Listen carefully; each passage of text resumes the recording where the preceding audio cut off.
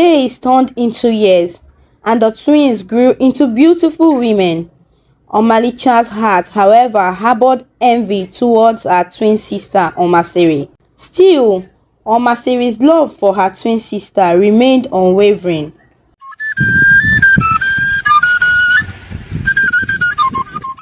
One sunny afternoon in their small village, Omalicha and Omasiri were playing near the mango tree. Omalicha, with her mischievous grin, had just pranked the neighbor's chickens. Omasiri scolded, "Omalicha, why must you always cause trouble? We have to be good." Omalicha laughed. "Good is boring, sis. Life is more fun this way." Their wise grandmother Nne overheard and called them over. "Come, my darlings, sit here. Let Nne talk to you." Omalicha rolled her eyes, but Omasiri sat attentively. Nne began, "Life is like a river, flowing with good and bad. Omalicha, you can be like a mischievous current, or you can choose to be the calm water that reflects the beauty around it." Omasiri added, "We must listen to Nne, Omalicha. It's important to be good, so people will respect us." Omalicha smiled. "Respect is overrated. I'll do what I want." Nne sighed. "Child, respect is like the shade of the mango tree, protecting us from the harsh sun. Omasiri understands this. Learn from her." Omasiri pleaded, "Please, Omalicha, be good. Grandma is right. Life is better when you are kind." Omalicha grumbled but nodded slightly. As the sun set, Nne looked at them with love. "Remember, my sweet girls, the choices you make shape your river. Let kindness flow through your hearts." The twins went to bed that night, Omasiri hopeful for change, Omalicha plotting her next mischievous adventure. Days turned into years, and the twins grew into beautiful women. Omalicha's heart, however, harbored envy towards her twin sister Omasiri. Still, Omasiri's love for her twin sister remained unwavering. One day, they went to the market. A rich man named Matthew stopped his big car, calling Omasiri. But Omalicha went, and Matthew said, "I want to talk to your sister." Omalicha got so angry and bitter, leaving her sister behind. When Omasiri returned, she asked why Omalicha left her with a stranger. Fuming, Omalicha said, "Why do you always take everything meant for me? People see me as the bad child, and you, the good one. All the men I love end up with you. I won't let you take this one away from me." Omasiri tried to calm her down, but Omalicha angrily left. Nne, an observant old woman, went to Omasiri, explaining everything.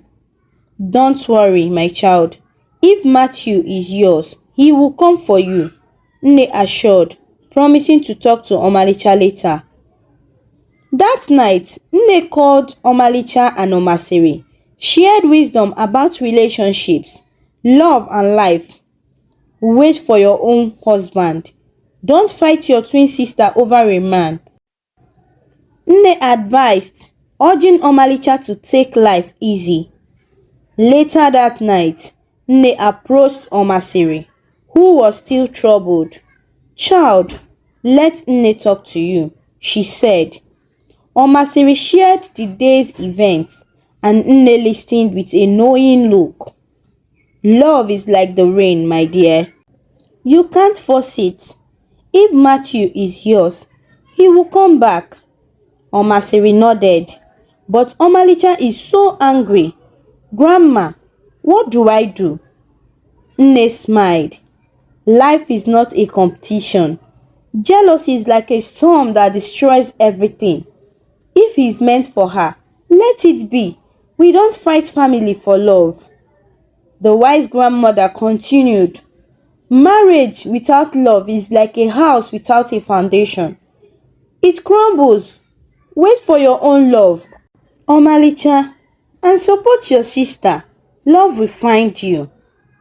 Nne decided to talk to Omalicha too. She called her and spoke about patience, understanding, and the importance of family. But Omalicha, in her bitterness, said, "I won't let her take everything from me, Nne." Nne sighed. "Life is a journey. Don't rush. You will find your own joy. Jealousy and anger only bring pain." As the night deepened, the twins' paths diverged, one filled with resentment and the other with hope. The village awaited the next chapter in their intertwined lives. But Omalicha, tearful and bitter, struggled to accept the words of wisdom from her grandmother. Weeks later, Matthew visited Nne, the twins' grandmother. Omalicha, seeing Matthew and his uncle, entered the room dressed provocatively, thinking he came for her. Nne introduced her as Omasiri's twins. Matthew greeted, "How are you?" Omalicha replied, exchanging pleasantries. Matthew's uncle asked if she was the one, but Matthew said no.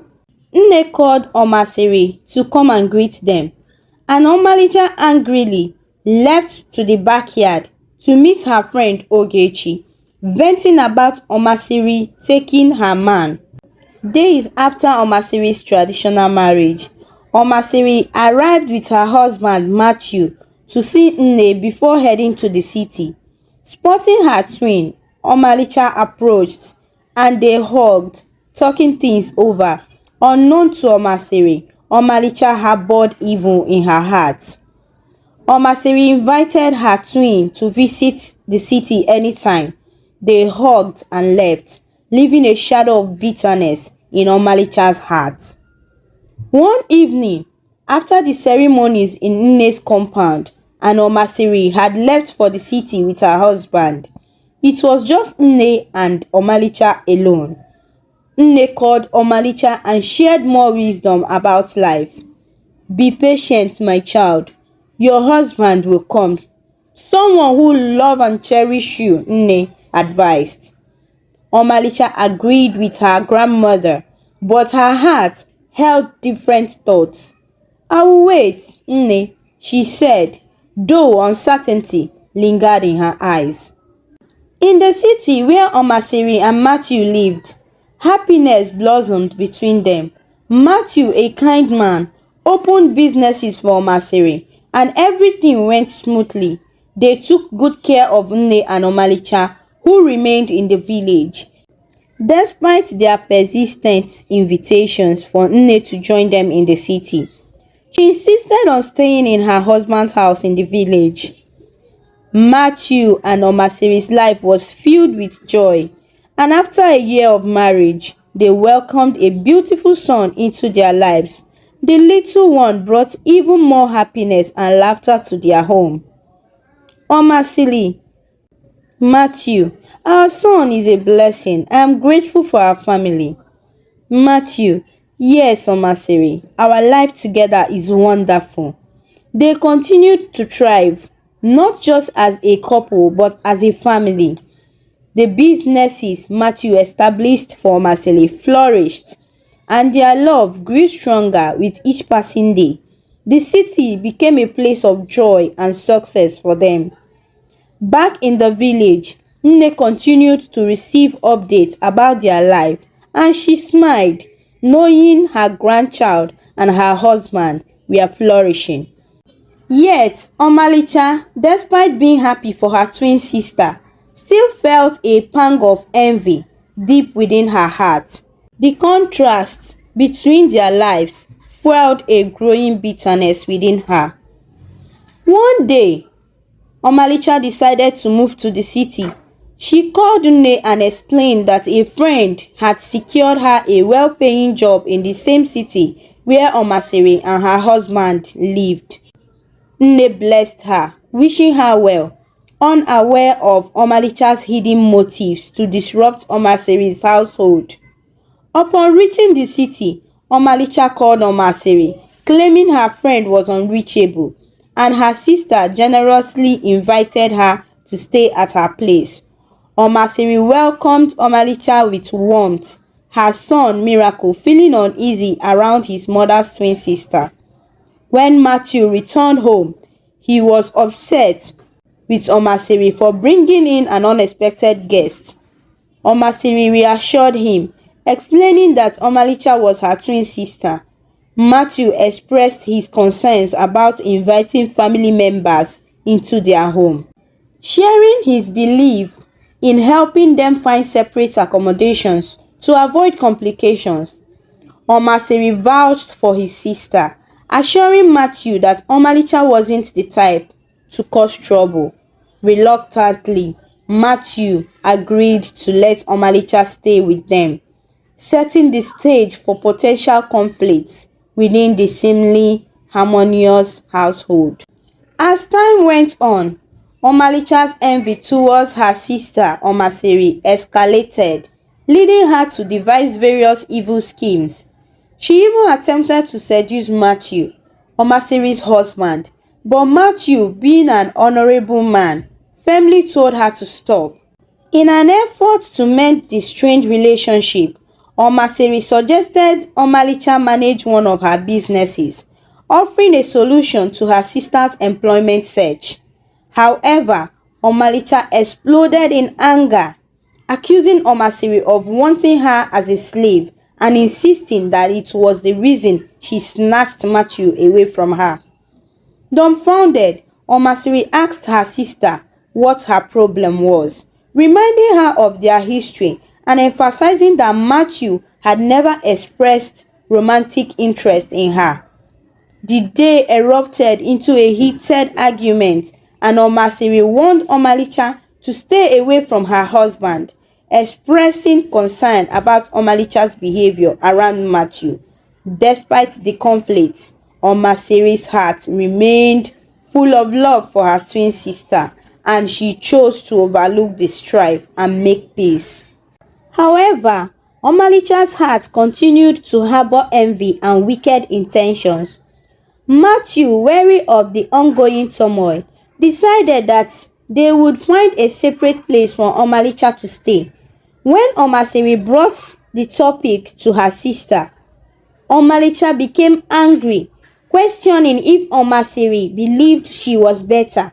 She accused Omasiri of taking all the men who came their way since they were young, saying that people saw her as the bad person and see her, Omasiri, as the good one. Omalicha declared she had come to claim what rightfully belonged to her and insisted that she was not leaving. Omasiri, worried about her family's well-being, observed desperation in her sister's eyes, making her wonder how to go about the complicated situation that unfolded before her. As days turned into weeks, Omalicha's heart darkened further. Consumed by bitterness, she sought out a witch doctor and poisoned her sister Omasiri's drink, causing her untimely death. Their grandmother sensed something terribly wrong. Omalicha, delving deeper into darkness, used black magic to charm Matthew, erasing every memory of his wife's tragic demise. She turned her malice towards Omasiri's son, Miracle, attempting several times to harm him, but miraculously, he survived each attempt. One day, Miracle managed to escape while his father was away. Luckily, he encountered his mother's best friend, who provided him refuge and care. The kind friend decided to keep Miracle until Matthew came back to his senses. Months later, it was revealed that Omalicha was pregnant, and she cunningly used this to manipulate and control Matthew. Under the influence of a spell, Matthew felt uneasy but couldn't comprehend what was happening, making him oblivious to his missing son, Miracle. The darkness cast by Omalicha's actions continued to overshadow their lives, leaving a trail of pain and uncertainty. Haunted by guilt and remorse, Omalicha's nights became troubled. In her sleep, the ghost of Omasiri kept appearing, urging her to confess her sins. The spectral voice echoed, "Go and confess, Omalicha." Night after night, the ghost persisted, a constant reminder of the dark deed that tore the family apart. Omalicha wrestled with fear and regret, unsure of how to face the consequences of her actions. The ghostly visit continued, a relentless call for redemption echoing through her troubled dreams. After a whole year of being pregnant, Omalicha's situation raised concern. Matthew, her husband, questioned why she was still pregnant in the 12th month instead of the usual 9 months.